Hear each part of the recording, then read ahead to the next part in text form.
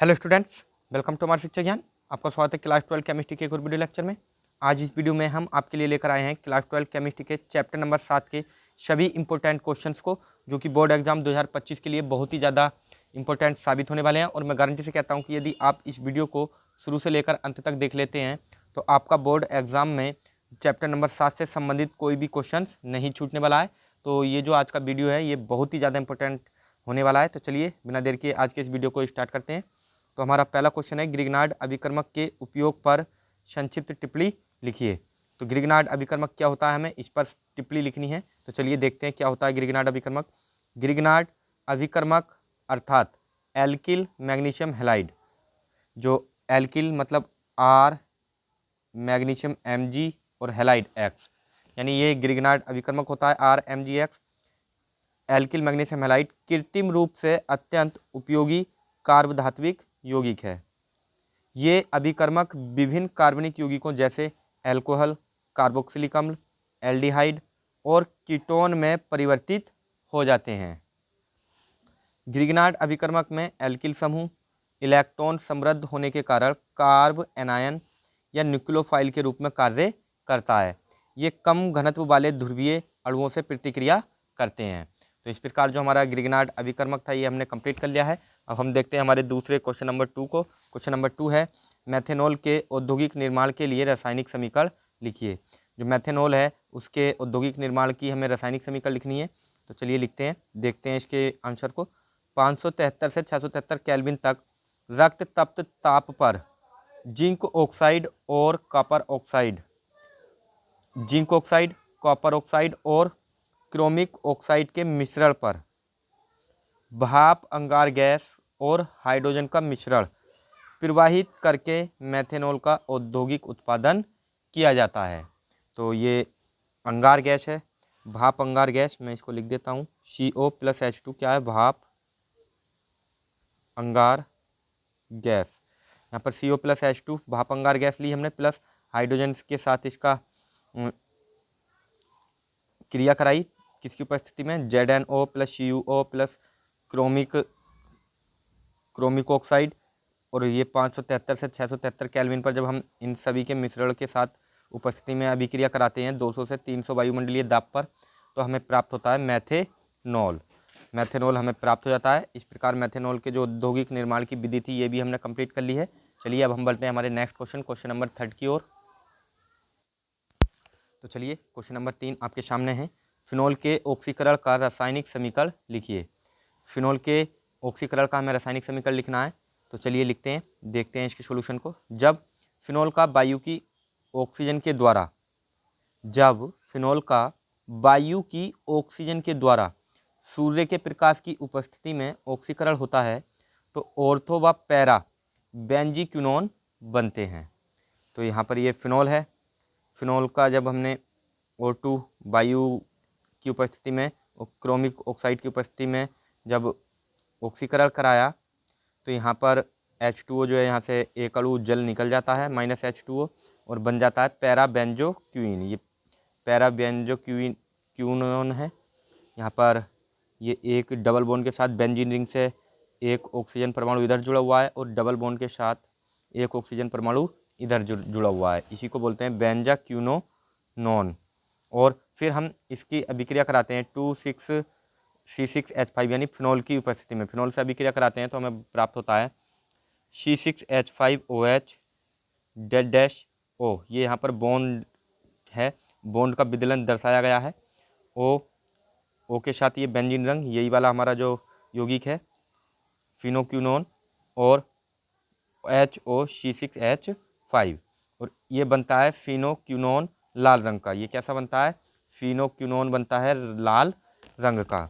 अब पैरा जो quinone phenol के साथ हाइड्रोजन आबंधित होकर, पैरा क्विनोन फिनोल के साथ, यहाँ पर ये पैरा क्विनोफिनोन है के साथ हाइड्रोजन आबंधित होकर फिनोक्विनोन नामक चमकीले लाल रंग का यौगिक बनाता है। ये चमकीला लाल रंग का यौगिक बनता है।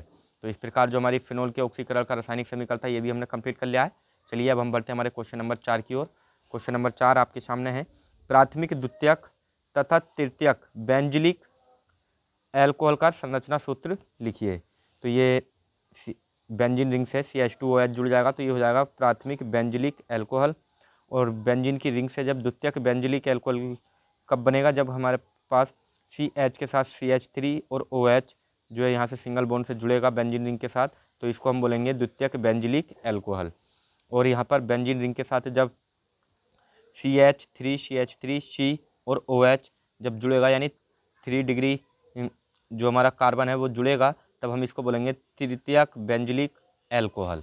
तो इस प्रकार जो प्राथमिक, द्वितीयक तथा तृतीयक बेंजिलिक अल्कोहल की संरचना सूत्र थे ये भी हमने कंप्लीट कर लिए हैं। और ये जो सभी क्वेश्चन है ये मैंने आपके प्रीवियस ईयर के जो क्वेश्चन पेपर में पूछे गए प्रश्न हैं वहीं से इन सभी प्रश्नों को उठाया है। तो इन क्वेश्चन को आप बिल्कुल भी स्किप ना करें, अच्छी तरह तैयार करें। चलिए बढ़ते हैं अब हम नेक्स्ट क्वेश्चन की ओर। चलिए हमारा जो नेक्स्ट क्वेश्चन है, अल्कोहल और फिनोल की जल में विलेयता का कारण स्पष्ट कीजिए।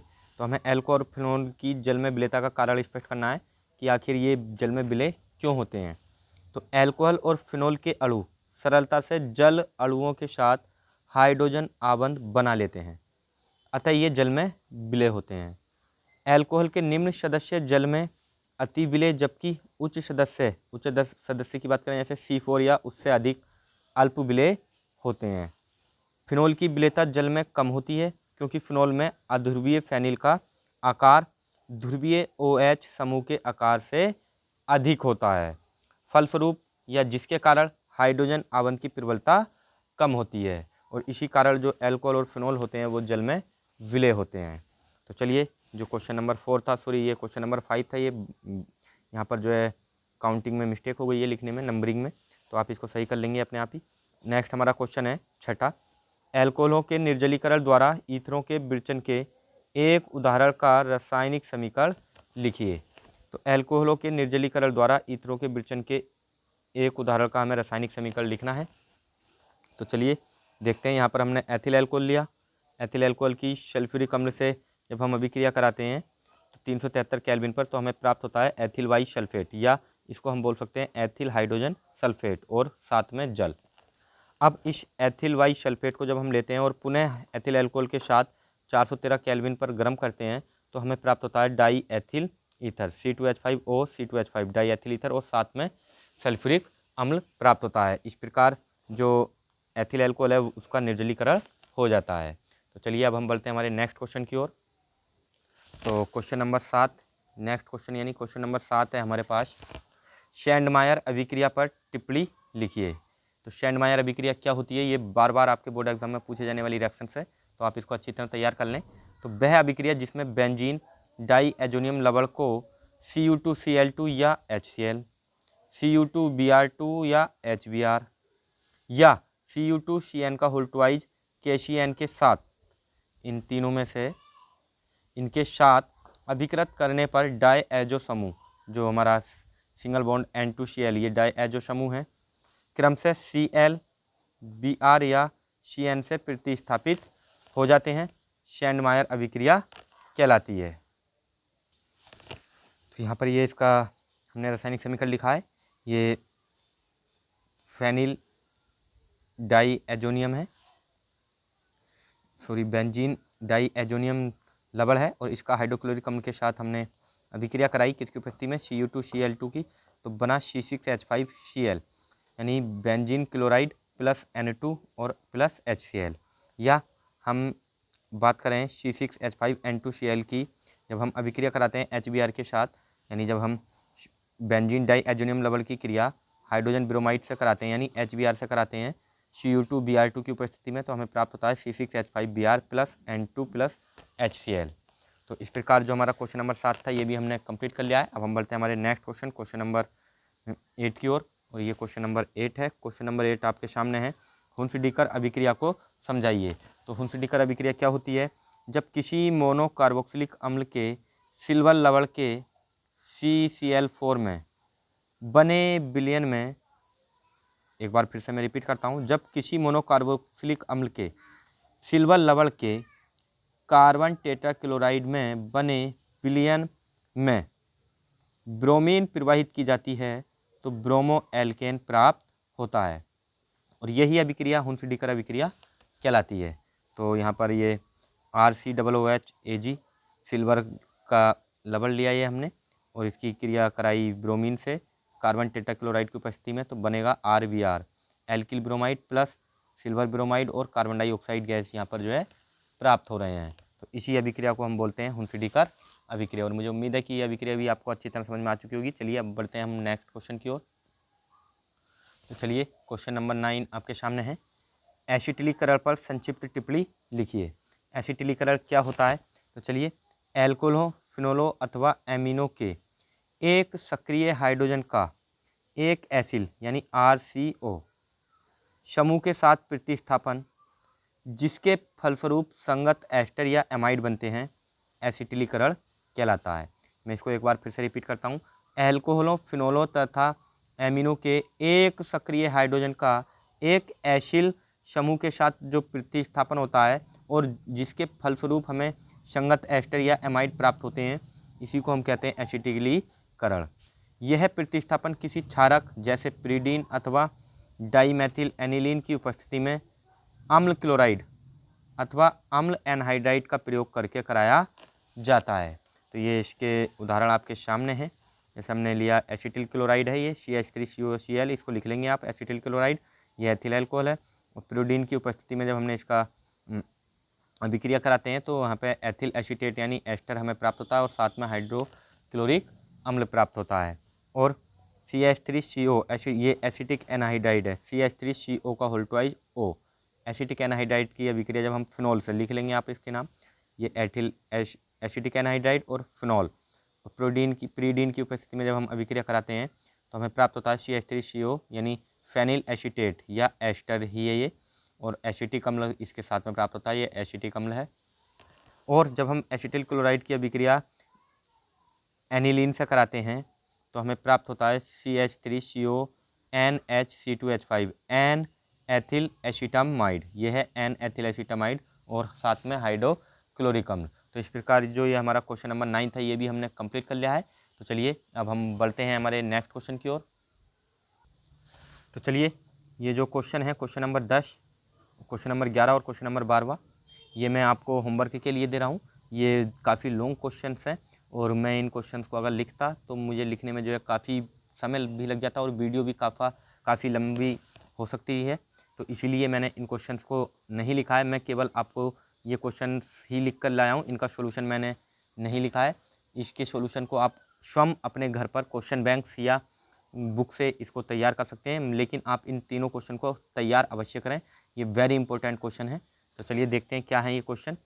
एथेनॉल एथिल अल्कोहल बनाने की औद्योगिक विधि का वर्णन कीजिए तथा रासायनिक समीकरण भी लिखिए। एथेनॉल से मेथेनॉल परिवर्तन का रासायनिक समीकरण लिखिए। तो ये क्वेश्चन वेरी इंपॉर्टेंट क्वेश्चन है, आप इसको अच्छी तरह तैयार कर लें। नेक्स्ट है क्वेश्चन नंबर 11, अविरत ईथरीकरण और विलियमसन संश्लेषण द्वारा ईथर बनाने का रासायनिक समीकरण लिखिए। एसिटिक एनहाइड्राइड और हाइड्रोजन आयोडाइड के साथ ईथर की रासायनिक अभिक्रियाओं के समीकरण लिखिए। तो ये क्वेश्चन भी वेरी इंपॉर्टेंट क्वेश्चन है, ये बार बार आपके बोर्ड एग्जाम में पूछे जा रहे हैं, तो इन क्वेश्चन को अच्छी तरह तैयार करें। नेक्स्ट है निम्नलिखित पर संक्षिप्त टिप्पणियाँ लिखिए। हमें यहाँ पर ये टिप्पणियाँ लिखनी है, इन पर ये बार बार पूछी गई हैं आपके बोर्ड एग्जाम में ये टिप्पणियाँ। चलिए देखते हैं। पहला, जल गैस से मेथेनॉल का औद्योगिक निर्माण। जल गैस से मेथेनॉल का औद्योगिक निर्माण चित्रित बनाने की इसमें कोई आवश्यकता नहीं रहेगी। दूसरा, सुक्रोज के एल्कोहलिक किण्वन से एथेनॉल का निर्माण। तीसरा है एथेनॉल के अनुप्रयोग। तो इन तीनों क्वेश्चन को आप अच्छी तरह तैयार कर लें और मुझे उम्मीद है कि ये वीडियो आपके लिए बहुत ही ज़्यादा हेल्पफुल साबित होगा।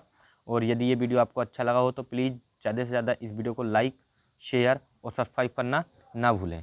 Thanks for watching.